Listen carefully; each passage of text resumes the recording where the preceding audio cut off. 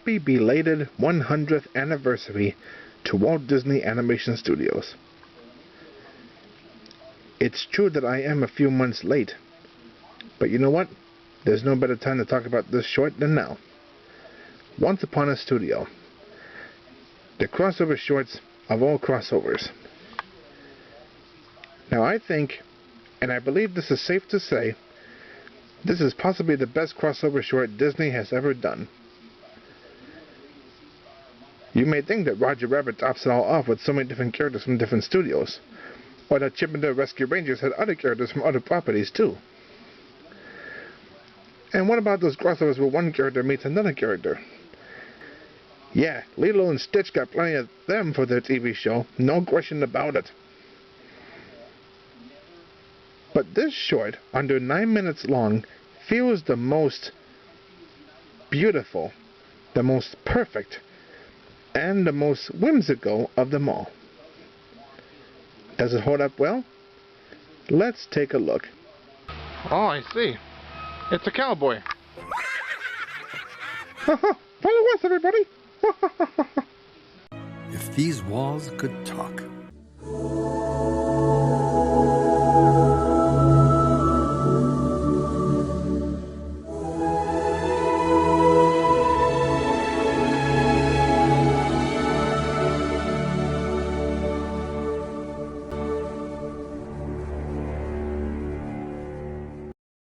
And sorry to say, what you saw was really true.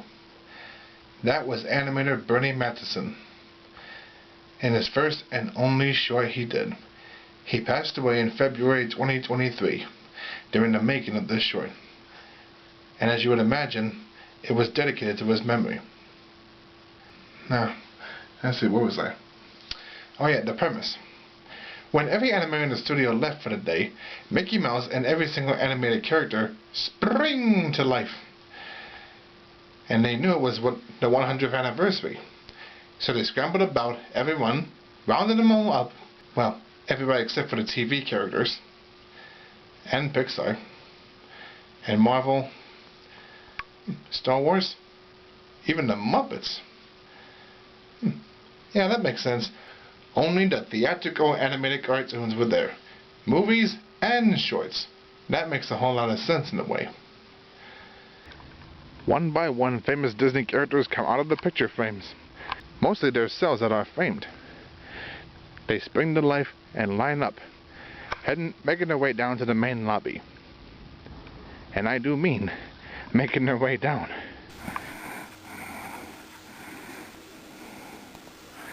I think I'll make it downstairs. I hope I'll make it. I just gotta get myself a running start. Yep, a running start. Long live fried chicken!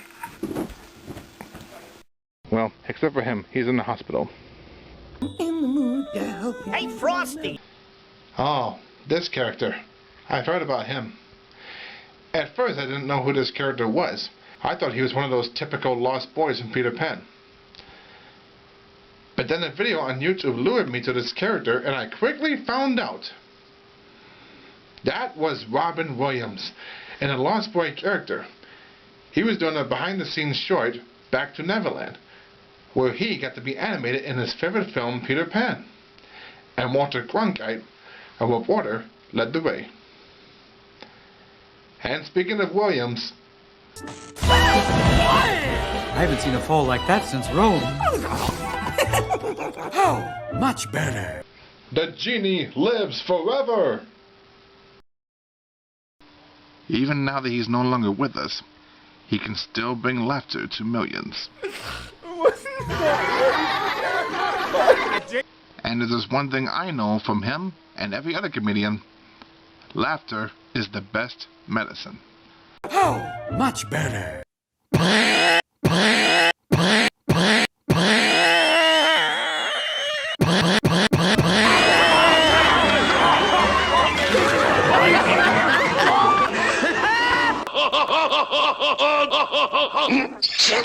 Oh,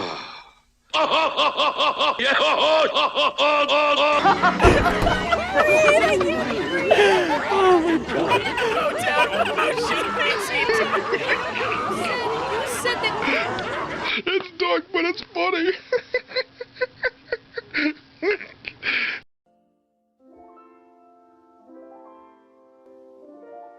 There is only one nitpick that I have, though, and this one is really minor.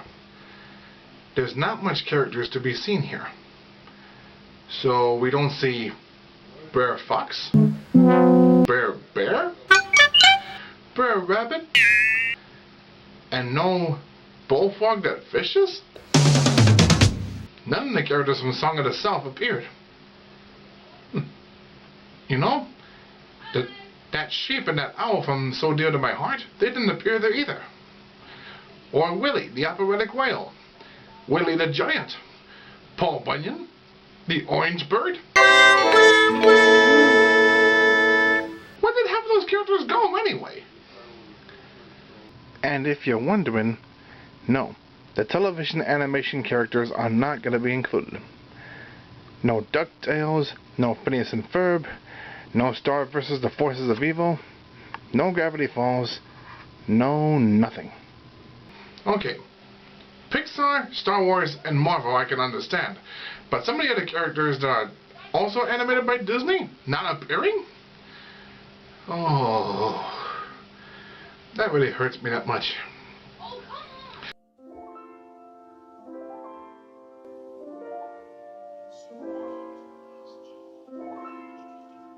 But honestly, if that's my only nitpick, I have very little to complain about this short. That's my only gripe. Now, as you can tell with some of the voices, some of them are actual actors reprising their roles. Others only live in archive footage. You know, audio footage. Which is why Winnie the Pooh has two different voice roles. One where he was voiced by Jim Cummings. Steps in and sees you through. And one he was voiced by Sterling Holloway. Oh, help and bother. Oh, bother.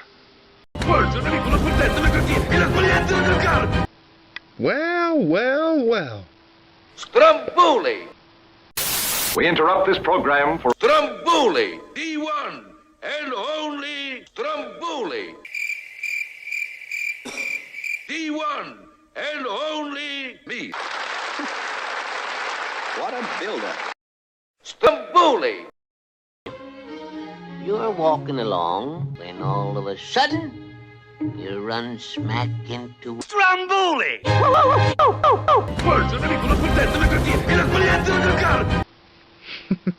Never that we see him get angry at a snack machine. That's very rare. Now here's where it gets a little touching. Mickey Mouse stops at a picture of Walt Disney.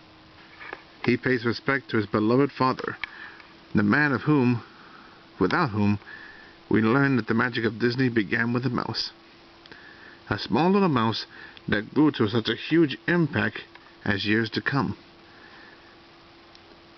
Although Walt Disney died in 1966, just several days after his birthday, the legacy and magic continues. A man's deeds can live on. But what's even more heartwarming about this moment? The piano in the background is playing Feed the Birds Tuppence a Bag from Mary Poppins, Walt Disney's favorite song. And from what I found out, the man behind the piano is the man who wrote the song and always played for Walt even after his death. Richard M. Sherman of the Sherman Brothers. One of my favorite songwriting duos, him and his brother Robert, had made wonderful songs in my childhood. That made me a fan of theirs. I know. I got Richard's autograph to this very day. And I'm so proud of it. Where are you? We're in the lobby. Gotta go. But thanks. On with the show. So after we see the characters make their way outside, and even a cameo appearance by a certain Disney character, I'm so glad they included him. They're ready for the ultimate photo shoot of their lives. Oh, great, the ladder. all the Disney characters Mickey could have chose to help out with the ladder, it'll be him. But why did he choose him? You know, I'm going to go for a little drive. And I'm going to see to someone and ask him why Mickey chose him. I drove all the way up to Grand Rapids Comic-Con at the boss place, Grand Rapids, Michigan. It's the only way I could find a certain character so I can interview him and ask him what was it necessary for him to work the ladder just to take a photo. But first, I got sidetracked. Not only I met some celebrities and got some photo ops with, and took some amazing pictures of things I never saw there, but I even got a strange, eerie vibe from the Crypt Keeper. No joke. Listen. Take care of each other out there on the floor, and come see all your favorite celebrities, including your Yuli and some of my feasted friends. From SpongeBob to, well, you David Dixie's early years, and dying to meet you. So, enjoy the convention, kiddies, and may all the dreams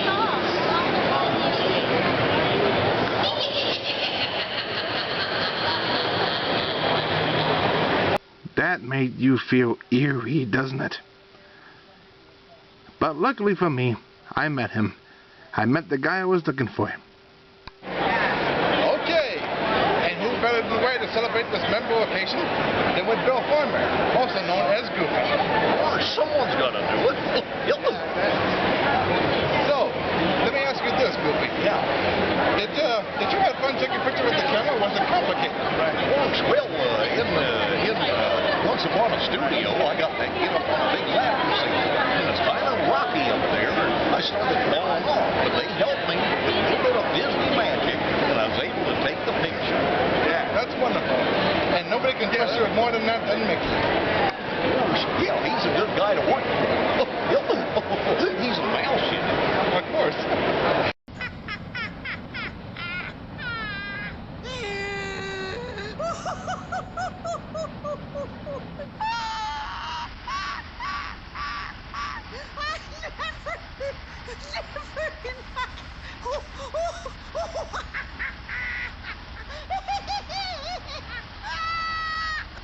So while I'm making my way back home to finish up what I was doing, let me talk more about this rest of the short, since I pretty much interrupted myself from that. I love this little thing sent on Facebook. Walt Disney Magic had sent this picture out. And if you look very closely, Ratigan is right down there, right in front of Mr. Smee. His bad buddy is hanging on Susie's antenna. But the main focus is centered around these kids, Cody and Penny. Because Walt Disney Magic written, finally, the first and only official image where the main cast of The Rescuers and its sequel share the same screen together. And you know what? I believe it's true. I say it's about time.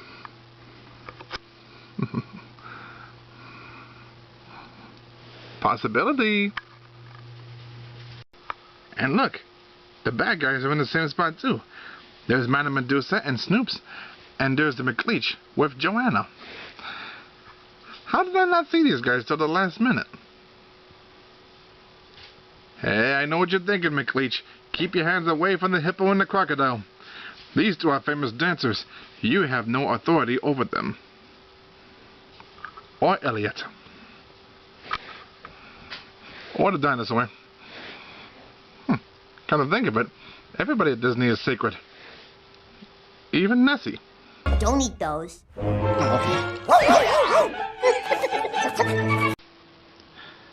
But then, when all seems lost, and the camera broken, suddenly, a familiar song began to play.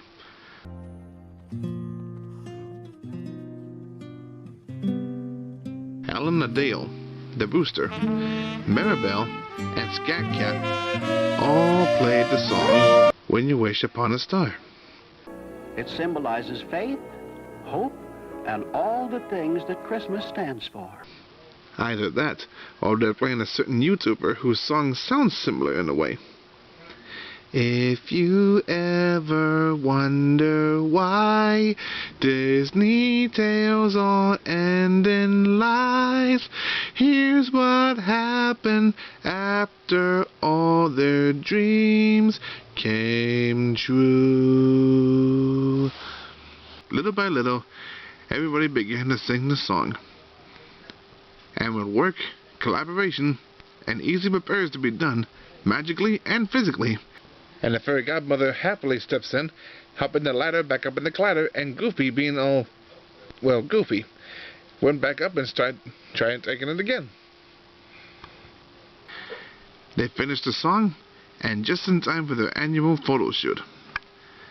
And that little photo shoot, believe it or not, is mounted on the wall for all to remember 100 years of magic.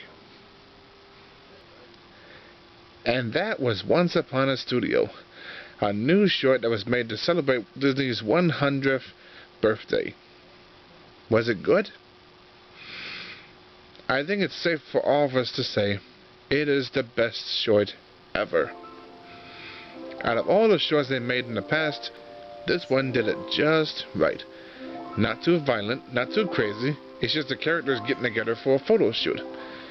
It's all the perfectness rolled into one.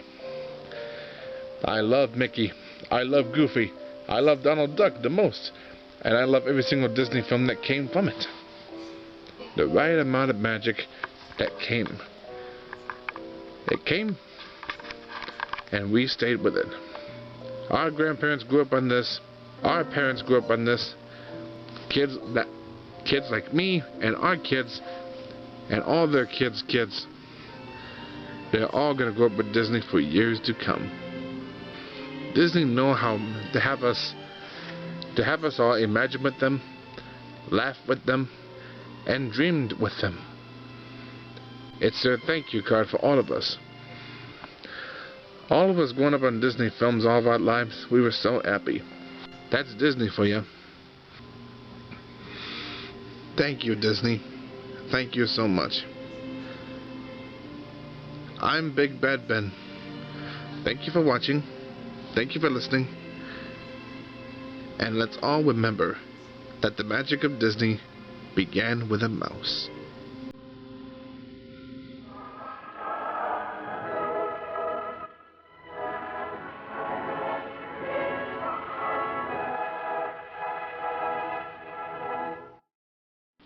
Now, honestly, you're asking yourselves, was this review worth it? Is it worth getting some YouTubers to laugh to make you laugh? Pretty much it.